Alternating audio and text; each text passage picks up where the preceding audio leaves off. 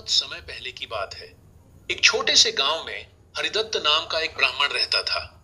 वह पूजा पाठ करता था, परंतु उसे मेहनत करने में बिल्कुल आनंद नहीं आता था। उसे लगता था कि उसका काम बस धर्म की बातें करना और दान लेना है। धीरे धीरे वह इतना लालची हो गया कि उसे संतोष नहीं रहा।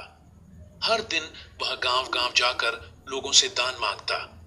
अगर किसी ने एक रोटी दी तो वह कहता, बस एक, कम से कम दो तो दो।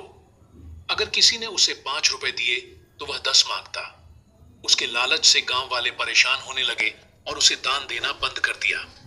एक दिन जब उसे कोई कुछ नहीं मिला तो वह दुखी होकर गांव के पास के जंगल की ओर चल पड़ा। चलते चलते वह एक तालाब के किनारे बैठ गया और सोचने लगा, काश मुझे ऐसा कुछ मिल जाए जिससे मैं हमेशा अमीर रहूं और काम भी न करना पड़े। तभी उसकी नजर एक चमकती चीज पर पड़ी। वह पास गया तो देखा कि एक पुरानी सी हांडी पेड़ के नीचे रखी है। उत्सुकता में उसने हांडी उठाई और कहा, हे भगवान, इसमें क्या है? जैसे ही उसने ढक्कन खोला, हांडी से एक चमकदार आकृति निकली और उसमें से एक यक्ष प्रकट हुआ।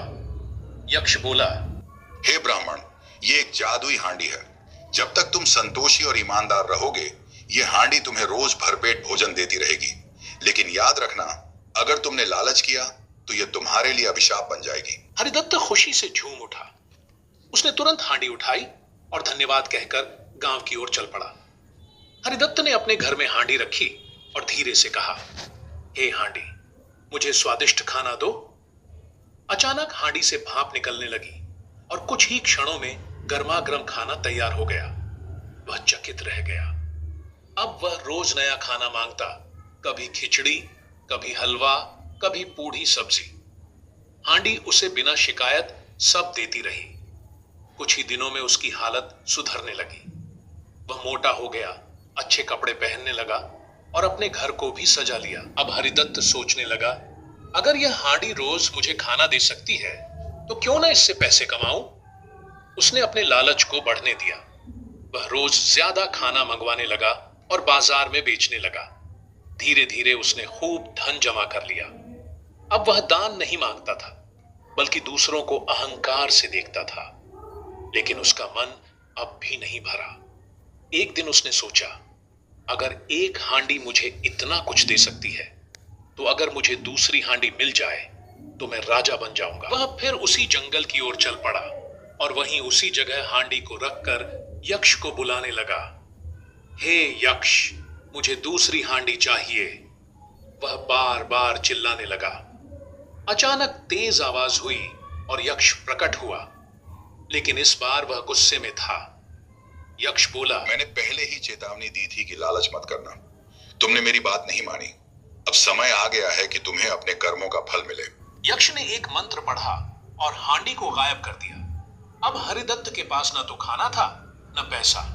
जो धन उसने कमाया था वह धीरे धीरे खत्म हो गया। लोगों ने भी उससे किनारा कर लिया। अब उसे फिर से भूखे रहकर भटकना पड़ा। भटकते भटकते एक दिन वह उसी तालाब के किनारे बैठा और अपने कर्मों पर पछताने लगा। उसने सोचा, काश मैंने लालच न किया होता। अगर मैं संतोषी रहता तो अब भी खुशहाल होता। तभी उसी यक्ष की आवाज आई, हरिदत्त, यदि तुम सच में बदल गए हो तो मेहनत करो, यही असली मार्ग है। हरिदत्त ने सिर झुकाया और बोला, मैं अब मेहनत करूंगा और कभी लालच नहीं करूंगा। सिर्फ एक दिन के बाद से हरिदत्त ने गांव में लोगों की मदद करना शुरू किया। वह मंदिर की सफाई करता, खेतों में काम करता और बच्चों को पढ़ाता। धीरे धीरे लोगों का विश्वास लौटने लगा। उसे फिर वही संतोष मिलने लगा जो कभी हांडी से मिलता था। लेकिन अब यह संतोष मेहनत और सेवा से मिला था। लालच का अंत विनाश होता है। जो संतोषी है और मेहनत करता है, वही सच्चे सुख को पाता है।